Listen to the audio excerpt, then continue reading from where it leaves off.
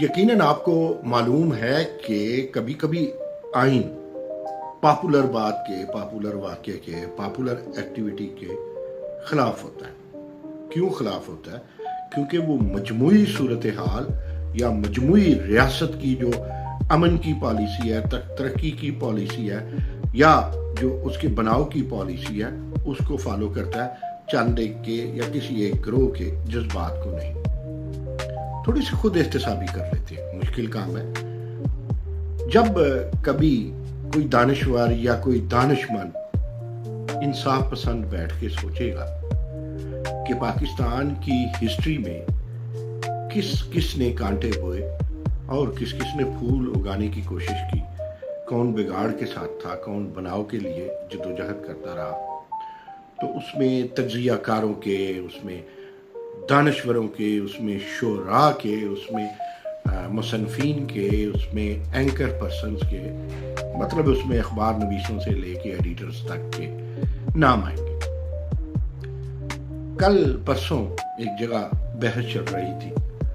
تو اس کا لبے لباب یا اس کا نتیجہ یہ عکس ہوا کہ صحافی، دانشور یا تجزیہ کار بھی اس پوزیشن میں نہیں ہوتا، یا یہ اس کا منصب نہیں ہے کہ جو بات لوگوں کو پسند ہو وہ کرے، جو بات اس کے چاہنے والوں کو پسند ہے وہ چاہت کی بڑھوتری میں وہ بات کرے۔ انسان ہوتا ہے تجزیہ کار، کالم نگار، صحافی بھی، اس کے بھی جذبات ہوتے ہیں، اس کا بھی کسی نہ کسی پارٹی کے ساتھ قلبی تعلق ہوتا ہے، لیکن پروفیشنلی اسے وہ بات کرنی ہے جو سچی بات ہے۔ بعض کا اس کی رپورٹ غلط ہو سکتی ہے، بعض کا اس کی انفارمیشن میں ایرر ہو سکتا ہے، لیکن اگر دانستہ وہ وہی بات کرے جائے جو اس کے چاہنے والوں کو اچھی لگے، جو اس کی ریٹنگ کی پوزیشن کو بڑھوتری دے، جو اس کی نوکری کو پکا کرے، تو پھر بہرحال وہ نعیم مسعود ہو یا کوئی بھی ہو، وہ تجزیہ کار یا کالم نگار پروفیشنلی اس نے نہ اپنے پروفیشن کے ساتھ انصاف کیا، نہ قوم کے ساتھ انصاف کیا۔ آپ دانشور، پورے عوام کو تو دانشور کوئی نہیں کہتا، پورے عوام کو تو تجزیہ کار کوئی نہیں کہتا،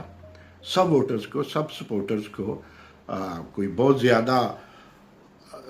آپ یوں کہہ لیں کہ مبصر نہیں کہتا، چند لوگ ہوتے ہیں، کروڑوں میں، ہزاروں شاید، بلکہ ہزاروں بھی نہیں، صرف سینکڑوں،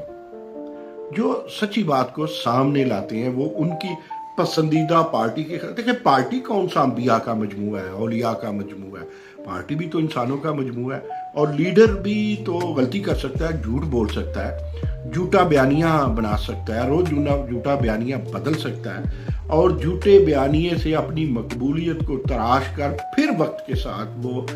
ڈنڈی مار سکتا ہے۔ لیڈر کوئی ولی نہیں ہوتا، لیڈر کبھی سیلیبریٹی ہوتا ہے، کبھی آپ کا ہردل عزیز ہوتا ہے، کبھی آپ کا رشتہ دار ہوتا ہے، کبھی آپ کی پارٹی کا ہوتا ہے، کبھی آپ کی برادری کا ہوتا ہے، اور کیا ہوتا ہے، ایمان کا حصہ تو نہیں ہوتا۔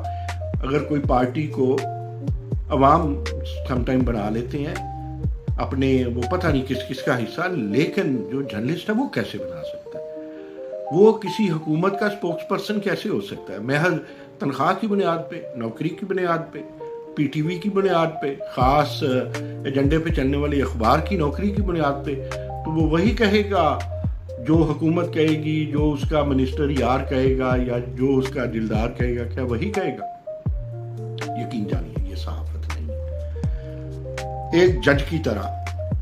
ایک جرنلسٹ کو سوچنا پڑتا ہے، اس کو حقیقت، قانون، پس منظر، پیش منظر سب کا جائزہ لے کے، وہ ایم اے ستون تو نہیں بنتا کہ وہ اچھا میک اپ کر لیتا ہے اور وہ سمارٹ ہے، اس کا ہیئر سٹائل اچھا ہے، وہ ٹی وی پہ بیٹھ کے ٹائم ٹائم میں کر لیتا ہے، اچھی اداکاری، اچھی اینکرنگ کر لیتا ہے، اچھا اینالائز کرتا ہے، نہ، پہلے تو اسے ہر خاص و عام کا اعتماد بحال کرنا ہوگا۔ وہ اسی صورت میں ہے کہ وہ سچ بولے، کسی کا بیانیہ نہ بولے، اور ریٹنگ کے لیے نہ بولے۔ آج کے لیے اتنا جی، نعیم مسعود کو دیجیے اجازت،